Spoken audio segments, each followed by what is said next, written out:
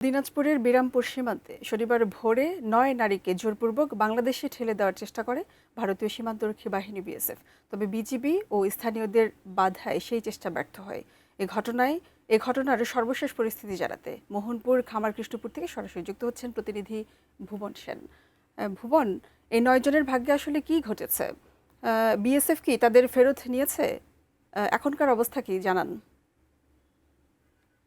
আপনি যেটি বলছিলেন, গতকালকে দিনাজপুরের যে বিরামপুরের যে মাহমুদপুর সীমান্ত রয়েছে, সেই সীমান্ত দিয়ে ভারতীয় সীমান্তরক্ষী বাহিনী বিএসএফ একজন তৃতীয় লিঙ্গ সহ ৯ জনকে এই বাংলাদেশে ঠেলে দিয়েছে। যার পরিপ্রেক্ষিতে ভারতীয় যে সীমান্তরক্ষী বাহিনী আছে, বর্ডার গার্ড বাংলাদেশ বিজিবি, তারা কিন্তু এবং স্থানীয়দের সহযোগিতায় তাদেরকে কিন্তু সেই তারা বাধা দিয়েছে এবং পরবর্তীতে গতকালকে সারাদিন ব্যাপী আলোচনা এবং বিভিন্ন ধরনের বাকবিতণ্ডা শেষে গতকাল রাত মধ্যরাতের দিকে কিন্তু তাদেরকে ফিরিয়ে নিয়েছে ভারতীয় সীমান্তরক্ষী বাহিনী বিএসএফ। তবে এখন পর্যন্ত তারা কোথায় রয়েছে সেটি কিন্তু বিজিবির পক্ষ থেকে নিশ্চিত করা যায়নি।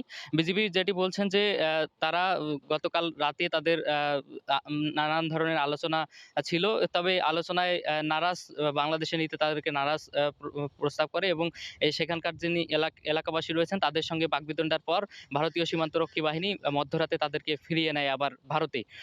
আমি এই মুহূর্তে রয়েছি দিনাজপুরের সদর উপজেলার মোহনপুর যে সীমান্ত রয়েছে সেই সীমান্ত এলাকায়। এখন পর্যন্ত সীমান্ত যে পরিস্থিতি সেটি আপাতত স্বাভাবিক রয়েছে। তবে বিজিবির পক্ষ থেকে যেটি জানানো হয়েছে যে বিরামপুরের যে মাহমুদপুর সীমান্ত রয়েছে সেই মাহমুদপুর সীমান্তর যে ৮ জন নারী, একজন তৃতীয় লিঙ্গ সহ মোট ৯ জনকে যে পুশিন করার চেষ্টা করা হয়েছে, সেই পুশিনকে ঠেকাতে বিজিবি তৎপর ছিল এবং তারা সক্ষম হয়েছে সেই পুশিন ঠেকাতে।